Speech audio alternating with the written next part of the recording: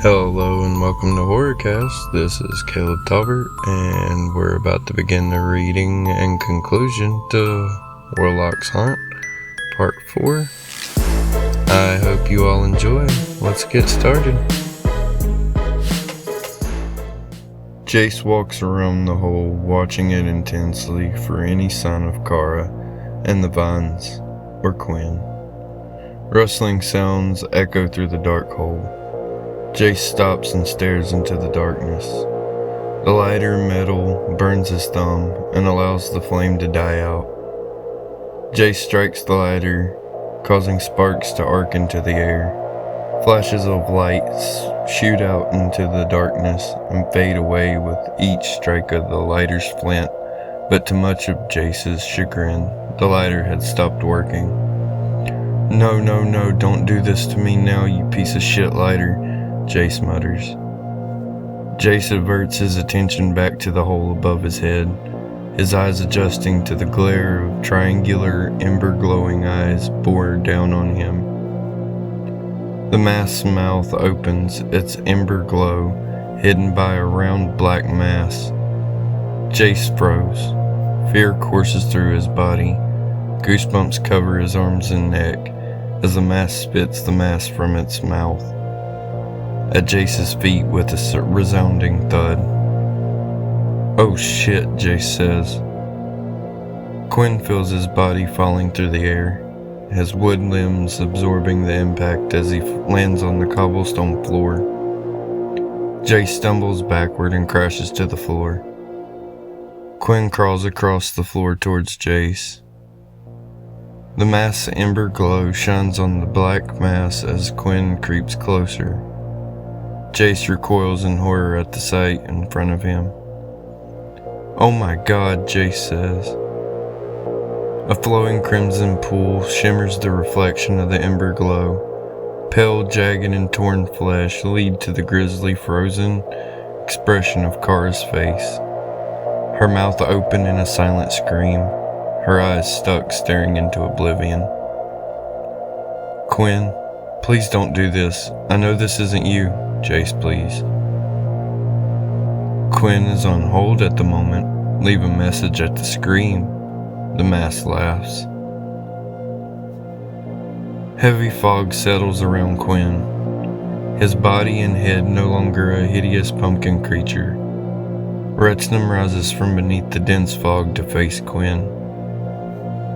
Hello, friend, Retznum says. What are you doing here? Quinn asks. I'm here for the finale, of course, Retznum says. Finale? What are you talking about? Quinn asks. The finale to our game, Retznum says. I won't let you and your monster kill Jace, Quinn spat. Oh, Quinn, it will not be either of us that kills your friend, Retznum states. Quinn feels the rage wilt up inside of him and charges at Retznum. Quinn jumps as Retznum turns into the thick fog. Quinn's vision turns smoky gray. His body falls through the fog. Quinn feels himself snap back into his grotesque body.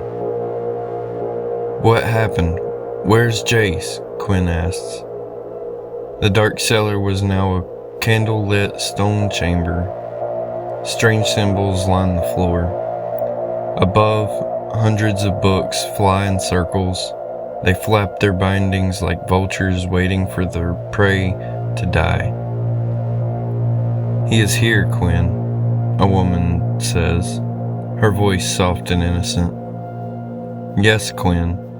Jace has been waiting for you, Retznum says. Quinn turns his monstrous body around. Retznum stood beside an old woman. Jace is unconscious on the floor in front of them. Who are you? Quinn asks. The old woman slumps down to pick up a candle. Its flame sways and flickers as she stands upright. The blood of my kin was my sin, the old woman says. The light hit her face through the wrinkles, moles, and wart. Beautiful baby blue eyes stared into Quinn's. I know those eyes from anywhere.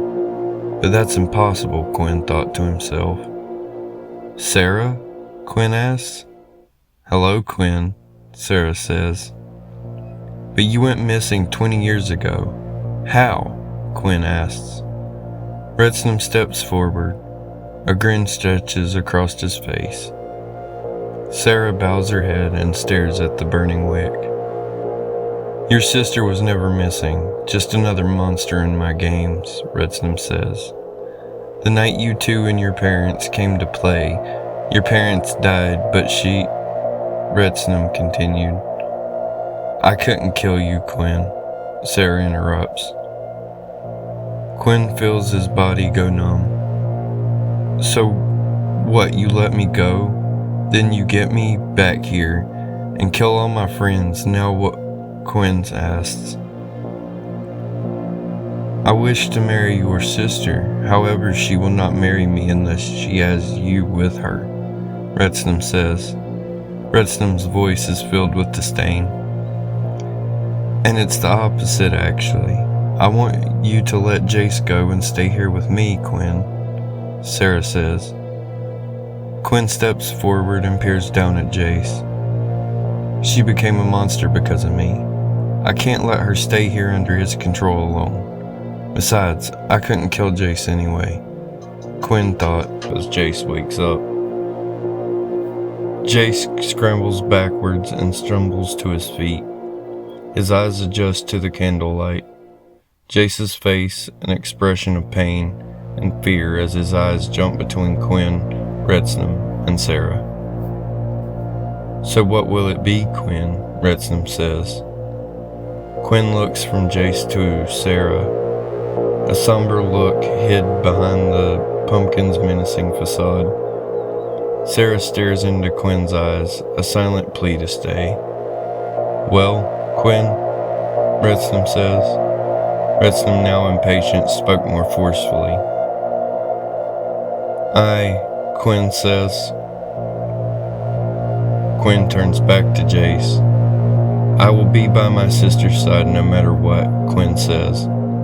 Jace stares through the pumpkin's mask's eye cutouts in search of his best friend. Darkness filled the triangle-shaped eyes.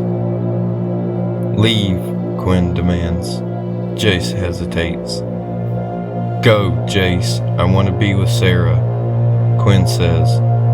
But, Jace says. Go, Quinn yells. Jace turns and runs from the chamber. He makes his way through a torch-lit tunnel and through a heavy cobblestone door into the cellar, up the stairs, out through the kitchen and past the still-lit fireplace, into the foyer, and outside. Jace runs to the Ford Explorer, jumps in, and turns the engine over before he pulls the car in reverse, backs up, throws it into drive, and speeds away. Good choice, Quinn, Retznum says. Retznum snaps his fingers. The three of them now stood in the living room looking through wooden slats as the car's headlights pull away and fade. The glow of the fire, the only source of light. Oh, one last thing, brother, Retznum says. The sound of a clock chimes. The night sky turns to dusk. Quinn feels his throat and eyes burn like molten lava had been poured into them. He screams out as his blue eyes turn to an ember glow, and his mouth expels rays of ember light. The pumpkin mask melts onto Quinn's flesh and fuses to his skin. Welcome to the family, Retznum says. Quinn lunges at Retznum and knocks him over the sofa onto the floor. Retznum stands up. Quinn jumps over the sofa and shoves Retznum into the fireplace. Retznum screams. Retznum's long coat catches ablaze as he gets up and runs towards Quinn. Quinn leaps away from Retznum. Retznum fumbles over the sofa, the fabric smolders, and flames reach up to the ceiling. His body thuds to the floor. The fire spreads across the floor and up the walls. The flames swallow Retznum until his shrieks go quiet. What are you doing, Quinn? are going to kill us?" Sarah asks. "I'm saving us from living as his monster slaves," Quinn says. Sarah cries and rushes for Quinn. Quinn pulls in Sarah and holds her tight as the fire consumes their bodies. Their screams drift with the bellowing stacks of black smoke out into the morning sky. Thank you all for listening to part 4 of Warlocks Hunt. I hope you all enjoyed this fantastic story. I certainly enjoyed getting to write it and read it for you guys. Like and subscribe to my YouTube channel if you'd like to indeed hear more fantastic stories.